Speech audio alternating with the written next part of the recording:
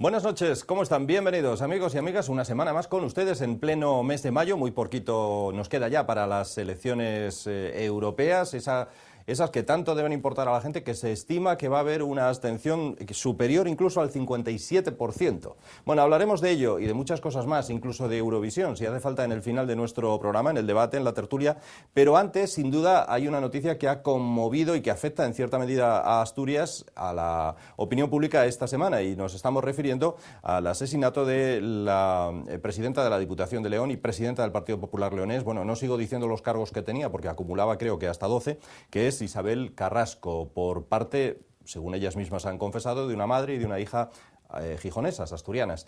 Vamos a hablar de este asunto desde el punto de vista jurídico, en cierta medida, pero también desde el punto de vista político, y esto no sé si todo el mundo se atreve a hacerlo en estos instantes, Gonzalo Botas, ¿qué tal? ¿Cómo estás? Muy bien, buenas noches. Pues sí, yo creo que los aspectos jurídicos son esenciales y son elementales, y los propios aspectos jurídicos nos llevan luego a la cuestión política. ¿Y por qué?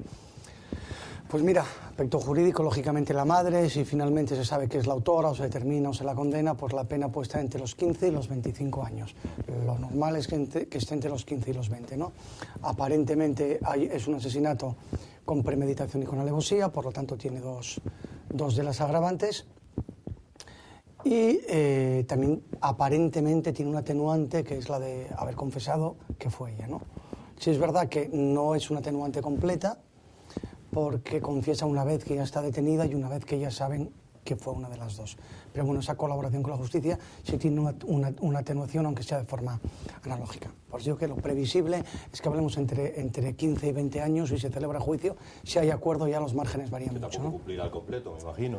No, tampoco va a cumplir al completo a partir del... Bueno, ahora mismo desde que se entra se puede acceder ya al tercer grado, porque el reglamento penitenciario ha cambiado, pero en cualquier caso lo previsible es que en mitad de la condena y a partir de ese momento pueda empezar a tener un régimen de semilibertad. La hija probablemente tenga una condena menor, depende de que la consideren como colaborador necesario, no es decir, como coautor o como mero cómplice. Y bueno, jurídicamente poco más que decir, aparte de la trascendencia que puede tener a la hora de la comisión de un crimen los motivos, ¿no?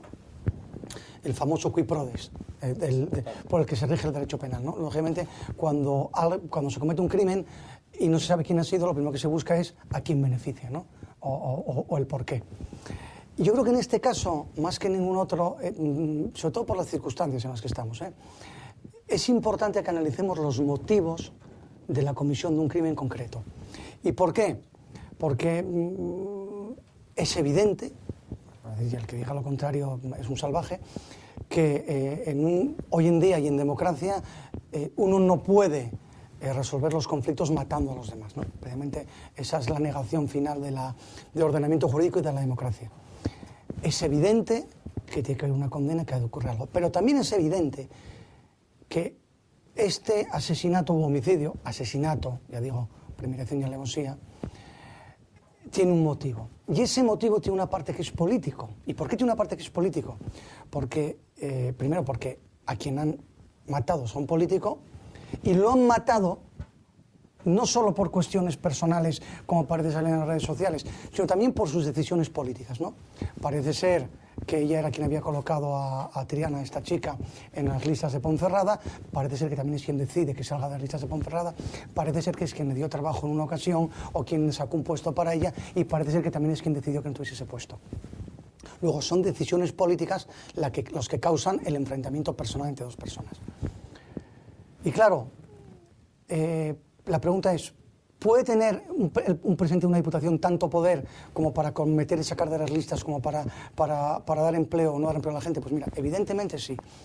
Yo desde el punto de vista mío, personal, tengo una experiencia jurídica con Isabel Carrasco, no como abogado, sí como sufridor de la Diputación de León. Nosotros tenemos en un apartamento en San Isidro, de esos que salió en prensa, que llevamos un año sin luz. Llevamos un año sin luz porque de una forma arbitraria la Diputación de León, por lo tanto Isabel Carrasco, que era quien encarnaba todo el poder de la Diputación de León, ante la obligación de una sentencia de un juzgado de León que ordena a la Diputación indemnizar a una empresa asturiana con 3 millones de euros por no haber acometido las obras de urbanización, entre las que estaban la electrificación de la zona, Pues para recuperar eso hace un convenio con Iberdrola y trata de que seamos los vecinos los que paguemos eso.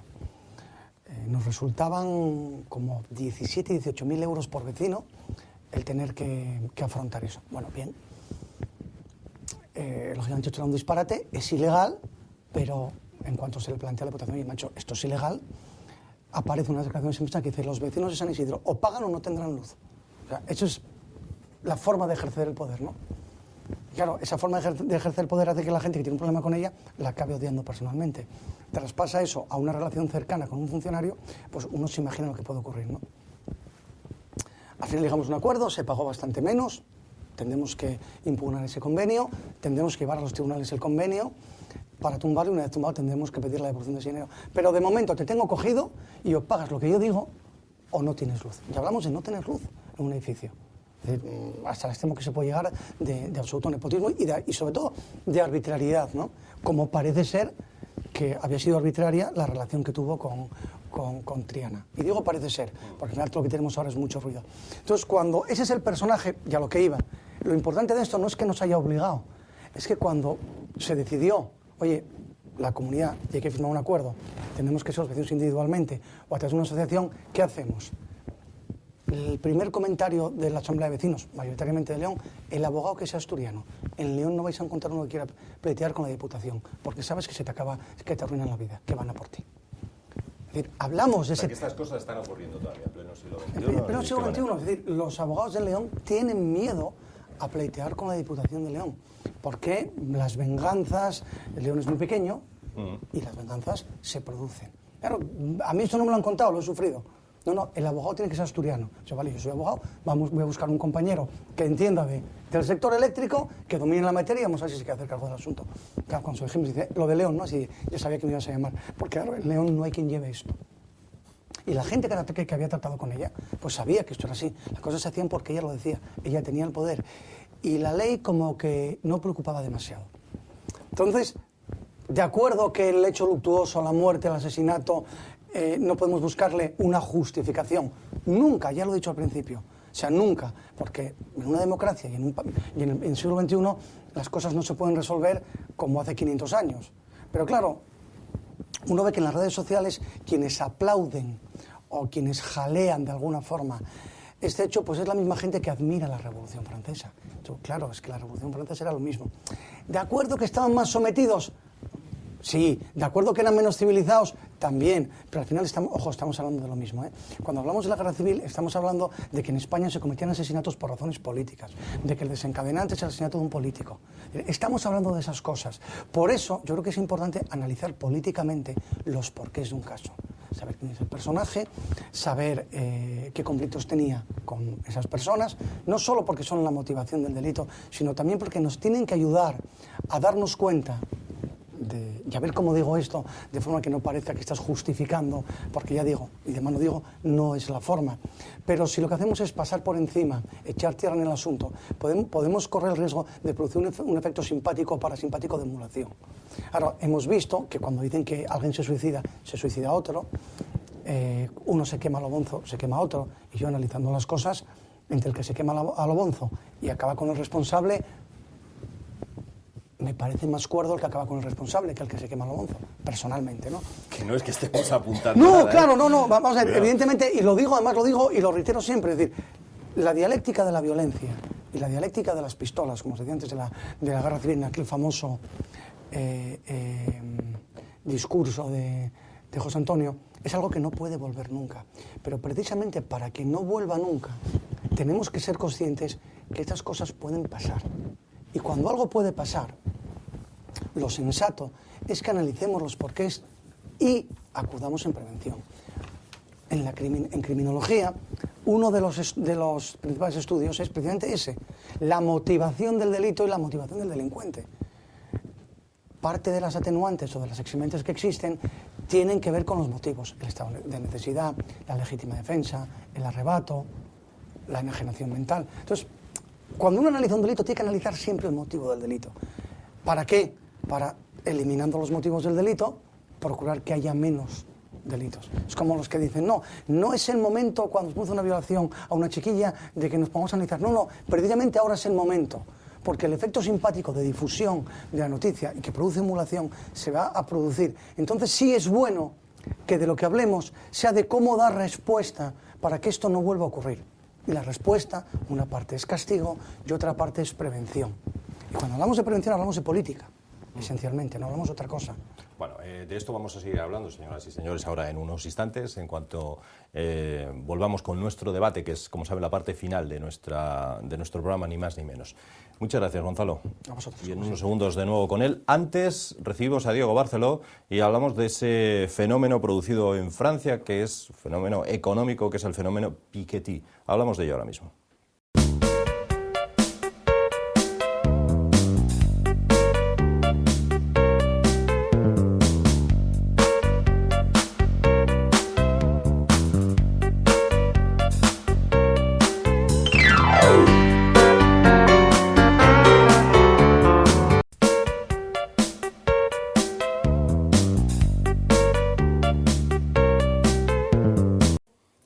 Bueno, pues continuamos. Después de abrir nuestro ni más ni menos de hoy, hablándoles a todos ustedes de la visión que nos daba Gonzalo Botas de ese asesinato de Isabel Carrasco, la presidenta del Partido Popular leonés, hablamos de otros asuntos, hablamos de economía. Ya saben que para ello invitamos a nuestro ni más ni menos cada semana a Diego Barceló, economista y argentino, ambas cosas. ¿Qué tal, Diego? ¿Cómo estás? ¿Qué tal? Diego, tenemos que hablar hoy de un, dicen, fenómeno de masas, se está convirtiendo, no sé si como tal va a ser un bluff al final o qué, que es un señor llamado Piketty, que es un economista francés. Sí. Entre otras cosas propone que paguen a Hacienda un 80% de sus ganancias los que ganan más de 1 millón de euros. He leído bien porque me sorprendía. Sí, esa es una de las propuestas que hace. A ver, este economista, Thomas Piketty, ha hecho es un libro enorme, de entre 700 y 1000 páginas, dependiendo de la edición, que se llama El Capital en el siglo XXI. El libro básicamente dice dos cosas. Una, que el capitalismo como sistema económico asigna bien los recursos, pero distribuye mal la renta. Y esa mala distribución de la renta genera una persistente inequidad en la distribución de la renta y consecuentemente una concentración de la riqueza. Entonces, lo que él propone para eliminar la desigualdad en la distribución de la renta y la riqueza es, por un lado, un impuesto a la renta de entre el 50 y el 60% para aquellos que ganen más de 200.000 euros y un impuesto del 80% para los que ganen 1 millón de euros o más por año. Y además, complementar esto con un impuesto de 1% al patrimonio neto para los patrimonios de entre 1 y 5 millones de euros y de 2% para los patrimonios de más de 5 millones de euros. ¿Y a ti qué te parece todo eso? Bueno, en primer lugar, la gente que está mirando probablemente diga, a mí que me importa, si están hablando de gente que de... no gana más de 1 millón claro, de euros, ni más de 200. Entonces, Bien. bueno, eso es el primer punto que hay que señalar. Porque estas propuestas estilo Robin Hood, cuya música suena bien, termina siendo perjudicial para la economía en su conjunto y entonces también perjudica a los que no ganamos 1 millón de euros. Entonces, por eso lo quise tratar aquí, porque no es un tema que solo incumba a los millonarios, sino nos incumbe a todos. Yo creo que este libro tiene 3 problemas. El primer problema es su extensión. Cervantes decía que no hay razonamiento que aun siendo bueno, siendo largo lo parezca. Entonces, un libro de 700 o de 975 páginas, la verdad que es excesivo, sea para decir lo que sea. Entonces, ese es el primer problema. El segundo punto es que los propios datos del libro ponen en entredicho la tesis del autor. Entonces, doy el siguiente ejemplo tomado de datos del libro para Europa.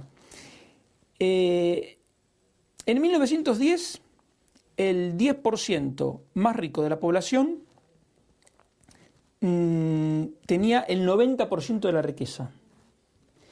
100 años después, es decir, en 2010, ese 10% más rico de la población tenía el 60% de la riqueza, es decir, cayó de tener el 90% a tener el 60%. Bien. Y si nos referimos a los ingresos, de todos los ingresos, en 1910 el 10% más rico tenía un 50% de los ingresos y en el 2010 un 35%, o sea, cayó del 50 al 35%. Y paralelamente, el 50% más pobre de la población creció del 20 al 25%. Entonces, no se ve esa tendencia secular al empeoramiento. Pero, aunque fuese cierta la idea de Piketty, cabe preguntarse si poner esos altos impuestos sería la solución. Yo creo que desde luego que no, porque lo que generaría es un desincentivo a trabajar y a invertir. Es decir, cuando uno cobrase un determinado salario, porque también llama la atención el 80% para más de 1 millón, pero el 60% para más de 200.000 también es muchísimo. Sí. Entonces, yo creo que si tuviera que sintetizar en un único problema que tiene este libro, es que pone el acento en combatir la desigualdad, cuando yo considero que el problema no es la desigualdad, el problema es la pobreza. Lo que habría que hacer es luchar contra la pobreza. Voy a poner un ejemplo que va a dejar este tema muy claro. La distribución del ingreso en Galicia es tremendamente desigual. ¿Por qué? Porque en Galicia tiene su domicilio la persona más rica de España, que es don Amancio Ortega. Entonces, si don Amancio Ortega se fuese a vivir a Londres, automáticamente la distribución del ingreso en Galicia tendría una mejora espectacular. Pero mi pregunta es, ¿Galicia estaría mejor o estaría peor? Yo creo que estaría mucho peor, porque la sola presencia del señor Amancio Ortega genera unos ingresos para el sector público con el que se pueden prestar unos servicios a la sociedad y además genera un nivel de gasto que no tengo idea cuál será, pero que no es el nivel de gasto de una familia corriente. Sí, y entonces eso genera actividad económica. Entonces, esto no señala el punto central. Lo importante no es ojalá hubiera un Amancio Ortega en cada provincia española. Entonces el problema no es la distribución del ingreso, sino la pobreza. Entonces la pregunta es, ¿cuál es la mejor manera de combatir la pobreza? Entonces yo creo que la mejor manera es generar las condiciones para facilitar la inversión y el empleo. Y es algo tan simple como eso. Estaba viendo sobre este hombre y estaba pensando, por ejemplo, lo que ocurrió en el país vecino con Gerard Depardieu, ¿no? Que se marchó a otro... ¿puede provocar una fuga de quienes más dinero tienen? Claro, por eso, para atajar esa crítica, Piketty lo que dice es que estos impuestos tendrían que ser globales, o sea, no habría forma de escaparse. Pero en cualquier caso... en todo el mundo. Sí, bueno, eso es una un utopía sueño. Absoluta. Y afortunadamente es una utopía, porque si se pudiera hacer sería verdaderamente un problema. Pero, insisto, aunque se pudiera hacer, generaría desincentivos, porque una empresa, en lugar de crecer, dirá, no, ¿para qué voy a crecer si todas estas ganancias finalmente van a ir al Estado en forma de impuestos? Entonces, la verdad es que, insisto, es un problema mal enfocado con soluciones también equivocadas. Entonces, nos inclinamos más por la teoría de que es un bluff, más que es un gurú. Bueno, la verdad que él digamos, ha demostrado ser un genio del marketing, porque esta persona, él sí se ha hecho millonario. Entonces, y no creo que le moleste la desigualdad del ingreso que ha generado en su vecindario su propio éxito editorial. Entonces, la verdad que en ese sentido, desde el punto de vista personal, lo felicito, ha sido algo extraordinario. Ahora, también, si se quiere, tiene el lado positivo de que genera un debate y obliga a reafirmar posiciones y a defender y a contraponer ideas, pero vamos, que esto yo no lo vería como un ideal, ni mucho menos, porque, insisto, terminaría siendo perjudicial para aquella gente a la cual supuestamente quiere proteger. La idea tampoco es novedosa, ¿no? No, vamos, al final, la idea es subir impuestos, eso a cualquier político socialdemócrata se le ocurre, o como decía Hayek, los socialistas de todos los partidos, ¿no? Porque hay gente que quiera subir los impuestos y aumentar el gasto público hay en todos los partidos, no solo en los partidos socialistas. Pero sí, digamos, como solución, porque además, con el hecho, digamos, con el pagar los impuestos, la única certeza que habría es que los ingresos de los ricos se verían mermados. Pero nada nos dice que ese dinero en manos del Estado sería gastado de manera eficiente y productiva. Entonces eso sería un problema añadido, ¿no? Bueno, el libro, de momento el que lo quiera leer lo tiene que leer en francés o en inglés, porque no está en inglés está, sí. Hasta otoño creo no Sí. viene a España, ¿no? Sí, insisto, yo les recomendaría que se ahorraran el trabajo, porque la verdad que también se pueden conseguir por internet algunos resúmenes, pero yo no les recomendaría que invirtieran tanto tiempo en estas cientos de páginas. Él pide correctivos para que los ricos no sean cada vez más ricos, Claro, dice. sí. Bueno. Ojalá fuera tan sencillo. Ojalá, todo, ¿no? sí. En fin, pues Diego, muchísimas gracias. De nada. Y a ustedes decirles, señoras y señores, que vamos a pasar ya al debate, a nuestra tertulia de forma inmediata, que hay mucha tela que cortar. Será en un instante.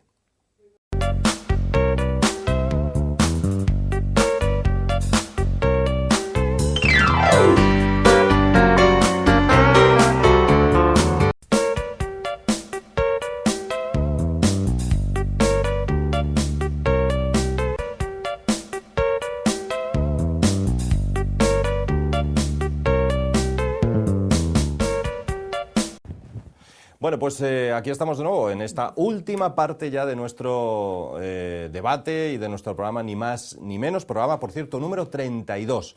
Vamos a ir con nuestros invitados ya a darles la bienvenida y a que ellos vayan contándonos y explicándonos su punto de vista sobre la actualidad asturiana y nacional. Empezamos por mi izquierda, empiezo por Rosa.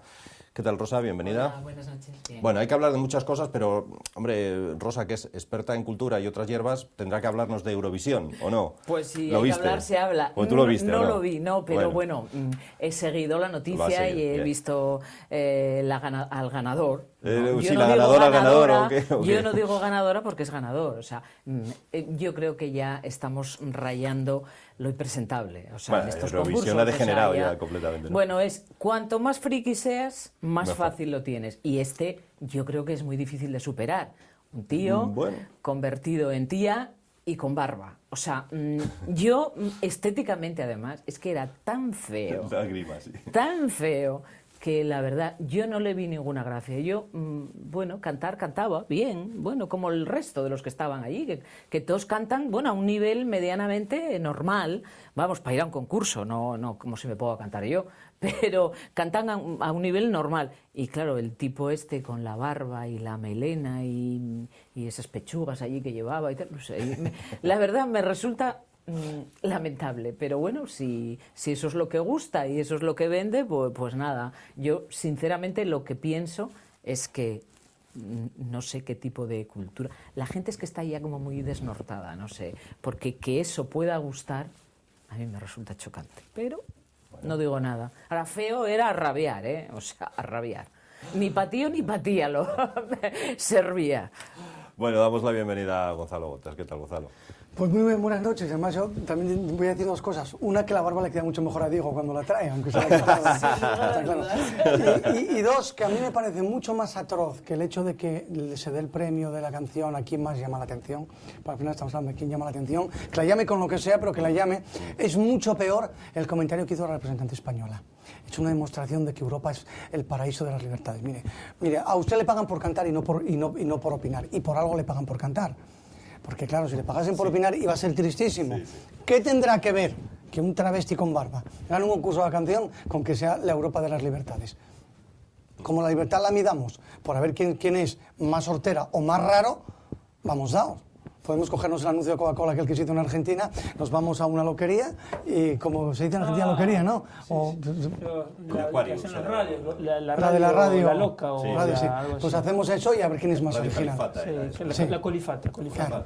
Cualquier día presentaremos a un, como el del chiste, ¿no? A un canario que canta ópera y a un ratón que toca el piano a Eurovisión, y cuando nos pregunten que cómo lo hacemos, pues diremos eso, que el canario no canta y es el ratón que es ventríloco, que es lo que nos queda. Yo creo Es la Europa de la libertad. Claro, tendrá que ver una cosa con la otra, por Dios. Bueno, Diego, ¿qué tal, hombre? Bienvenido. No, a lo mejor me imagino que lo que quisieron decir es que si ese hecho hubiera tenido lugar en Irán, a lo mejor lo mataban al cantante, ¿no? Claro, Entonces, en ya. ese sentido, bueno, pero por lo demás, no darle más importancia. Pero luego, cuando toca posicionarse, nos posicionamos con Irán y no con Estados Unidos. Es decir, una curiosa doble moral de esta progresía liberola europea, ¿no? Porque luego al final nos mola mucho estar de la mano de China y estar de la mano de los países árabes. Yo es que no creo, vamos, es que no creo, es que ni es progresía ni es nada. Era un tipo que se disfrazó de tía y se puso barba porque pensó que era lo más epatante que podían hacer y que era lo que más iba a llamar la atención. Y tuvo razón. Y tuvo razón. ¿Pero por qué? Porque la formación, la educación, ya no existe, o sea, no existe, no hay cultura. Yo ya decía en España, no en Europa, no la hay. No la hay, porque tú no puedes premiar a un tío en un concurso por esos motivos. Seguro que había 30 que cantaban mejor que él, no lo sé. ¿Qué dirá Putin de la votación que hicieron los rusos que le votaron? ¿Qué dirá Putin? Lamentable. Bueno, mejor el de la OTI, ¿no? El festival de la OTI con los países sudamericanos. Bueno, ¿o no? creo que no lo vi nunca tampoco. También tenía telita, ¿eh? Diego más de cine, ¿no? Sí, mejor. Bueno, señores, hablamos de otras cosas. Es que estoy viendo justo que hay ahora, en las últimas, justo mientras nos ponemos en marcha en este debate, hay varias noticias que hablan del asesinato de esta mujer, de Isabel Carrasco, y de las repercusiones de lo que se ha escrito después, Gonzalo, en las redes sociales. Por ejemplo, el presidente de Galicia ha dicho que hay barbaridades a las que hay que poner límites, refiriéndose a lo que se puede haber escrito sobre esto en Internet. Y hasta Alicia Sánchez Camacho ha pedido que se regulen las redes sociales para evitar la impunidad. A ver, ¿cómo lo tratáis esto? ¿Qué regulamos? Las redes sociales ahora que les afecta a ellos. Claro. O sea, yo parto, vamos a ver, fue un despropósito muchas cosas que se han leído. No cabe ninguna duda, o sea, es un asesinato, la muerte de una persona, y no se debería frivolizar como se frivolizó, y hay que tener un respeto, y hay gente que no está muy bien, y bueno, estar detrás de un teclado y escribir sin que crees que estás solo y no te ve nadie, y puedes poner muchas barbaridades. Ahora, de ahí a regularlo ahora, hay mucha gente a la que la llevan insultando mucho tiempo, mucha.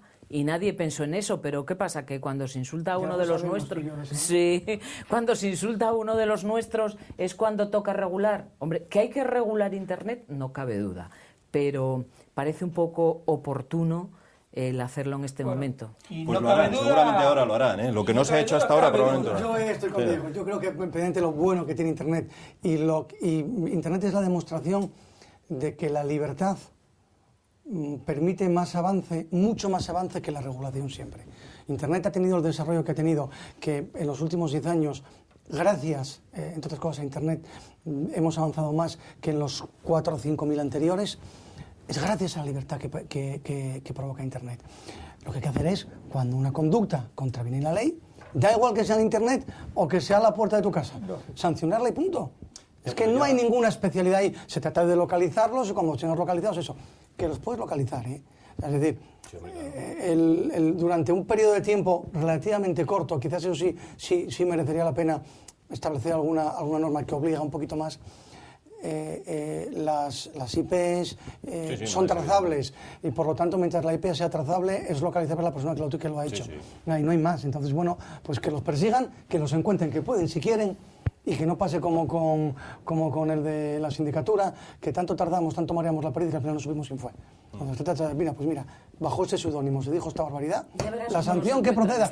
Pero eso es que más hablamos de una sanción de 100 o 150 euros. Aquí van a actuar diligentemente, seguro. Pero hablamos de sanciones de 150 euros, no estamos hablando de otra cosa, que no se equivoque nadie, estás hablando de una falta. Pero mientras tanto desviamos la atención del centro. Yo creo que es que además matamos al mensajero una vez más. El asunto en estos momentos ya, Las señoras están detenidas Y yo creo que al gobierno ahora mismo le interesa, al gobierno y a la oposición, Sí, les interesa tapar el tema, y yo creo, yo personalmente estoy, bueno, igual suena un poco frívolo decir que estoy fascinada con el asunto, o sea, fascinada en el sentido del interés que suscita, porque es un guión de una película, pero tremendo, porque es que hay tantas vías abiertas ahí, que a mí me gustaría que de alguna manera pudiéramos conocer, e iremos supongo conociendo poquito a poco, qué es lo que ha sucedido ahí y por qué. Un poco lo que decía antes Gonzalo, los motivos. Son fundamentales los motivos, y ahí ha debido haber muchos motivos. Yo no me creo que por un despido, yo personalmente, que por un despido haya una reacción desproporcionada como esta. Yo pienso que ahí ha habido más cosas que han llevado a que alguien, una persona, un ser humano, decida fríamente matar a otro, que es tremendo, quitarle la vida a alguien pero no solamente ha sido porque yo te di un trabajo y ahora te lo quité. Más yo estoy allá convencida. De los aspectos criminales del tema y por supuesto, como también dijo Gonzalo, reiterar que en un Estado de Derecho los problemas interpersonales no se pueden resolver con las pistolas. A mí lo que me llamó la atención del caso es, bueno, primero, que un cargo político puede acumular 12 cargos. Eso es una concentración de poder que realmente no... Es imposible, además, que nadie humanamente pueda atender. ejercer, por supuesto. Cobraba de varios de ellos, ¿eh? No sé si de los 12, Sí. pero de varios de ellos. Y segundo, que el presidente de una diputación puede tener tanto poder como para determinar que unos edificios tengan luz o no, que otro, que llamar a una oposición o no, que hacer una contratación o no, que poner publicidad institucional en un medio o no. Entonces, no quiero pensar que eso ocurre en todas las diputaciones, pero una vez más, esto también tiene que servir, aunque pueda parecer traído, metido por la ventana, el debate de si realmente se necesitan las diputaciones. Porque ya se concluyó habría que no, hace eliminar tiempo, las se habló de diputaciones eliminarlas, pero... y tener municipios más grandes, con mayores competencias. O sea, que en definitiva, que las competencias de las diputaciones se transfieran unas a las autonomías y otras a los municipios, pero a mí me parece que tener en medio personas que ejerciendo el poder de esa manera no interesa a nadie. Yo ahí, por volver y por quizás aplicar un método de lógica deductiva fácil, ¿no? Vamos a aplicar la famosa navaja de Occam. Cuando alguien tiene una explicación sencilla, no busquemos la complicada, ¿no? Pues bien, cuando un subordinado mata a su jefe, la explicación es la relación que tiene uno con el otro. No hay más que hablar, no hay más que hablar.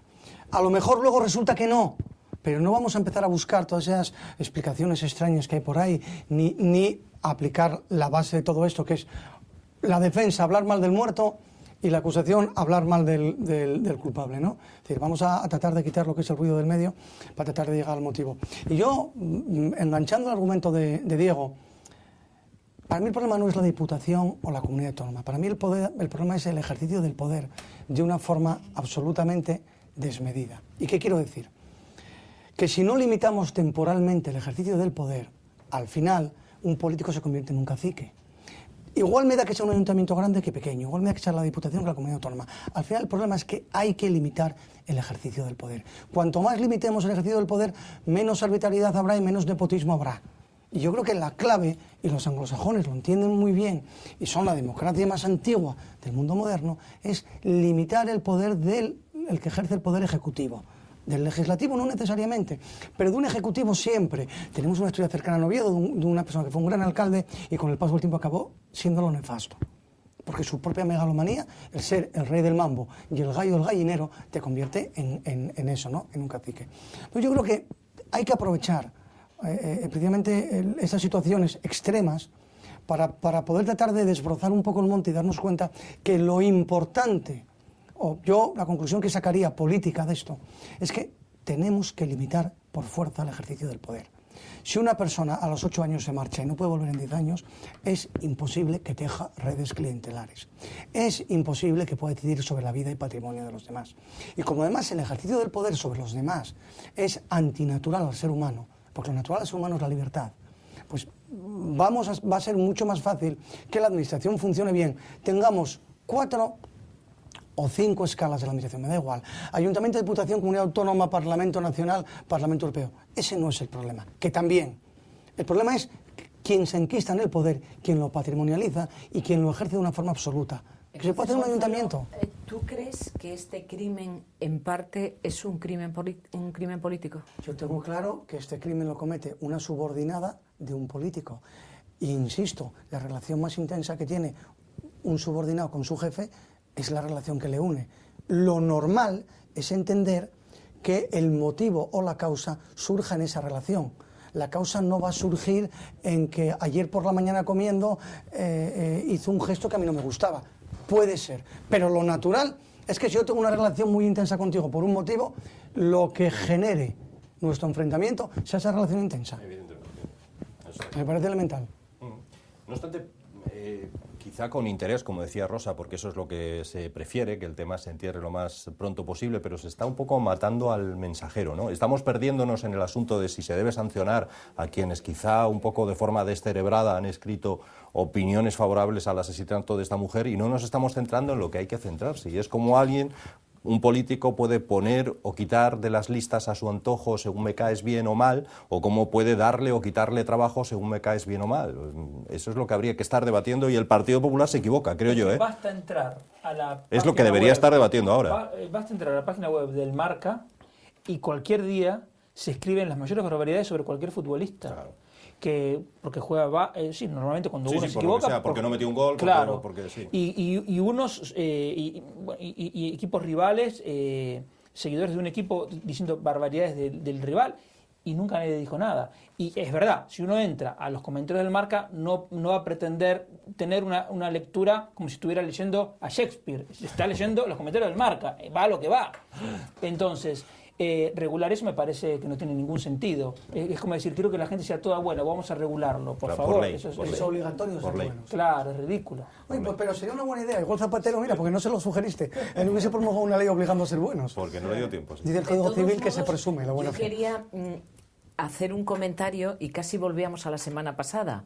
¿Os dais cuenta que esta señora consiguió pistolas y demás, pero que si estuvieran al alcance de la mano, como proponía el señor que tuvimos el otro día, esto sería una masacre. No, justamente lo contrario. Yo me acordé, pero Diego, de un tiro por la espalda o de 2 o 3 que le dieron a esta mujer, difícilmente te puedes defender aunque lleves una pistola. Yo me acordé Pues yo me acordé para pensar, ¿cuántos ciudadanos con rencor a políticos o a vecinos o al de la esquina, que un día cuando me dio el periódico me miró mal, ¿qué iba a ser esto? Yo me acordé de vosotros, que defendíais a ese señor. Sí, espera, ¿y cómo iba eso a provocar que fuésemos más respetuosos con los demás? No, claro, porque tú, si el de enfrente te puede pegar un tiro, a lo mejor te tintas los machos antes de faltarle. O sea, que a lo mejor eso también sirve como autorregulación. Por supuesto, yo creo que el miedo es todavía el principal motor. El miedo no conduce a nada. El miedo es el principal motor del ser humano. Yo me acordé del tema porque pensando lo siguiente, y esto lo ratifica, cualquiera que quiere cometer un crimen consigue un arma. Claro. Entonces, el único que al final no puede tener un arma es el ciudadano honesto. Yo no conozco a nadie que tenga un arma. Yo no conozco a nadie que tenga un arma. No sé vosotros. Si hubiera libertad para tener armas, yo no la tendría. Pero a mí no me molestaría que alguien, una persona honesta, la tuviera. Siguiendo he introducido este tema ahora. Siguiendo las digamos, las restricciones que haya que tener, por ejemplo, que haya que hacer un examen psicológico, que una persona que tenga un delito no pueda tener armas, y no es simplemente poner en la feria armas para que la agarre cualquiera, no, tampoco armas de cualquier calibre, o sea, con una... Y también me acordé durante la semana del tema que se habló aquí de la libertad para consumir drogas. Sí. A raíz del terrible accidente de los chicos en Extremadura. Porque una de las cosas que se decía es que el que produjo el accidente era una persona que iba en un tractor, que había consumido marihuana o cocaína, perdón, las dos cosas. Y hizo una mala maniobra. Entonces, una vez más,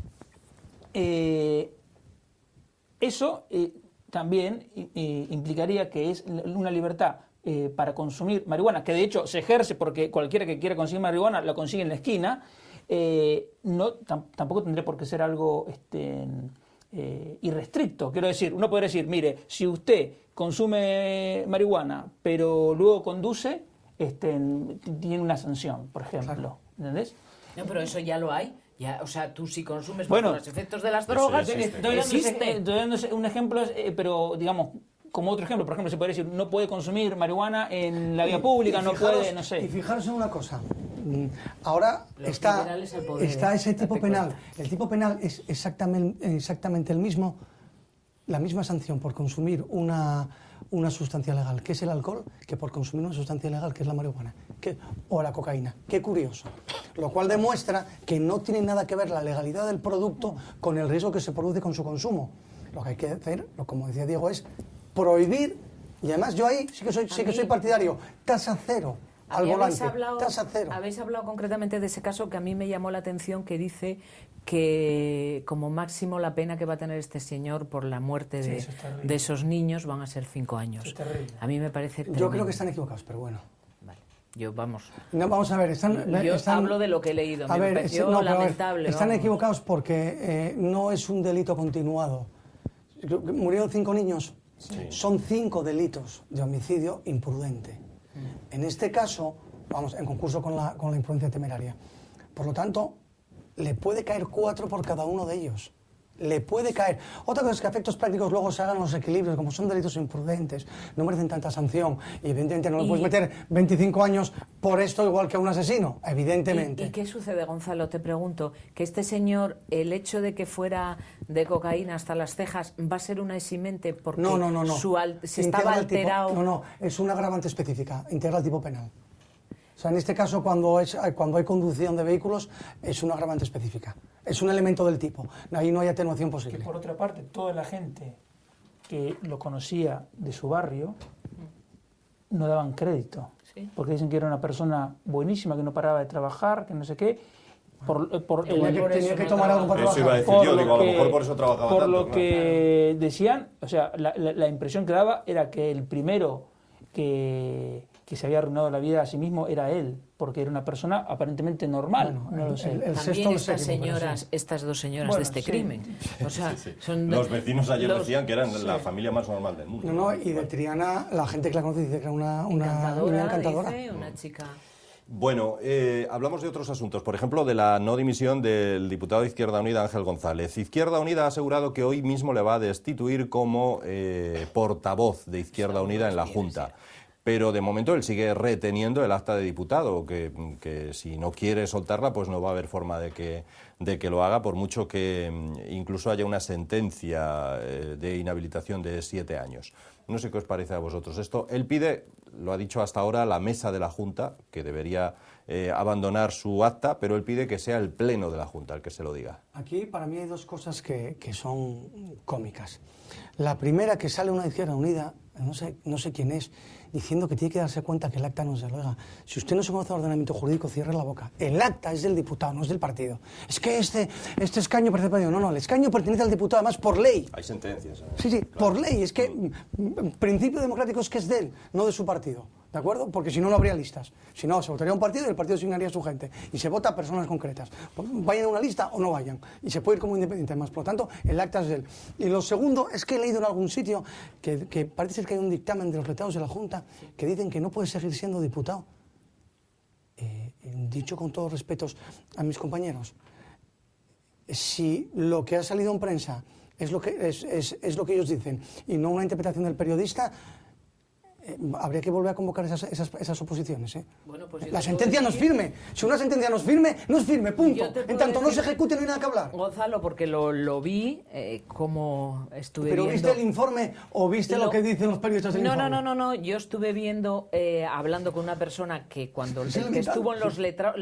Ellos dicen que con la reforma de la ley de 2011, ese tipo de sentencias, que había más de un caso, que era terrorismo, que era el caso de este señor, que era una prevaricación al Estado, que es donde lo encuadran a él, aunque sea recurrible, pierde su Si escaño. no se ejecuta es una barbaridad. Lo diga la ley o lo diga quien quiera. Es absolutamente inconstitucional. Es que es un disparate jurídicamente. Oiga, la presunción de inocencia llega hasta que la sentencia es firme y todo lo demás Yo son eso lo zarandajas. desconozco, Pero usted no puede poner un nivel distinto. Otra cosa es que moralmente debería haber dimitido hace mucho tiempo. Pero Eso está ahora claro. tienen No que hay por dónde coger el van a argumento. votar los diputados de la Junta, parece ser. A mí lo que me parece Bueno, es una cosa patética. Que voten, a ver, esa es otra. Esto Que es voten los patético diputados, si se echa un diputado, oiga, pero, perdón un momento. Es decir, si los diputados votan que se van, entonces coge la mayoría y vota que se vayan todos de la oposición y los echa. Pero ¿qué estamos en un país de locos o qué? Es un esperpento. ¿Cuál es el procedimiento? No lo sé, Es sí, que me dice parece. que ese es El procedimiento es que la mesa reclama al Exacto. Pleno, que eso es lo que es, en la fase en la que estamos Está ahora. en esa La fase. mesa ya ha Pero reclamado siempre- al pero Pleno sí, que pero deje de ser Es un diputado. esperpento. Pero digamos, aunque la sentencia fuese firme, ¿el acta sigue siendo del diputado En o cuanto se la es retira? firme, la pierde, Ah, porque vale, la sentencia vale. lleva privación Bueno, precisamente de cargo De público. todos modos, es un culebrón que da Otro más, sí. auténtica vergüenza Sí, sí, ya. o sea, absolutamente.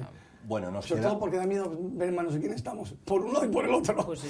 Y hay varias noticias hoy que lo demuestran, que vienen a reafirmar lo que acaba de decir Gonzalo. Nos quedamos sin tiempo, así que el último minuto para Gonzalo, que a ver Sí, si podemos echar bueno, una mano a la casa de acogida de Gijón, Exactamente, a Gonzalo. la Casa de Acogida para Madres Gestantes de Gijón hay un rastrillo solidario el día 18 de mayo, domingo creo que es, sí, de 11 de la mañana hasta las 9 de la noche. Va a haber venta de objetos varios, dulces, postres. Es en la Feria de Muchas de Gijón, Pues para que vayan todos y echemos una mano a esta casa de acogida. que de siempre mujeres. viene bien porque yo creo que esas son las medidas que de verdad sirven para dar libertad a la mujer. Muy bien, muchísimas gracias Gonzalo y a Rosa y a Diego. Y a ustedes, señoras y señores, volvemos la semana que viene con el que será ya programa número 33. Hasta la semana que viene. Ha pasado volando.